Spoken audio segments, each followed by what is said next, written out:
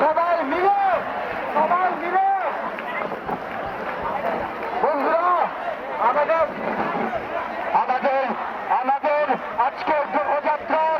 আজকের দেহযাত্রার সবচেয়ে গুরুত্বপূর্ণ যে অংশ শ্রদ্ধা নিবেদন আমাদের শহীদদের প্রতি, সেই শহীদদের প্রতি আমরা শ্রদ্ধা নিবেদন করবো। আমাদের